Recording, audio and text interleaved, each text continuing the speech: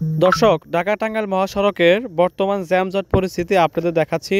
আমি এই মুহূর্তে দাঁড়িয়ে আছি ঢাকা-টাঙ্গাইল মহাসড়কের করাতিপাড়া বাইপাস এরিয়াতে। আপনারা জানেন যে উত্তরবঙ্গের 23টি জেলার সাথে টাঙ্গাইলের সংযোগস্থল হচ্ছে যমুনা সেতু। সেই যমুনা সেতু হয়েই শত শত পরিবহন এই রোড দিয়ে ঢাকার দিকে রওনা হয়, আবার ঢাকা থেকে উত্তরবঙ্গে পৌঁছায়। আপনারা জানেন যে 26, 27, 28 3 দিন ঈদের ছুটি পড়েছিল, যার কারণে ওই সময় এতটা জ্যামজট পড়েনি। এবং পরবর্তী ঈদের ছুটি 4-5 তারিখে শেষ হয়ে 6 তারিখ থেকে সকল অফিস খোলা।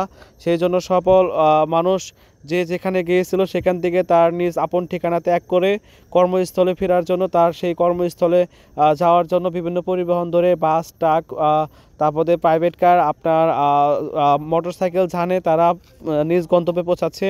তো আপনারা এটাও জানেন যে গত এই 10-12 দিনের ঈদের ছুটিতে দেশের বিভিন্ন জায়গায় পরিবহন দুর্ঘটনায় 228 জনের মতো নিহত হয়েছে। তার মধ্যে 138 জনই হচ্ছে আপনার মোটরসাইকেল অ্যাক্সিডেন্ট। তো আমরা চাই যে আপনারা যারা পরিবহনে ড্রাইভার আছেন তারা খুব সুন্দর এবং সুশৃঙ্খলভাবে পরিবহনটি গন্তব্যে পৌঁছে নিয়ে যাবেন এবং মানুষের জানমালের নিরাপত্তার দায়িত্ব আপনাদের থাকে।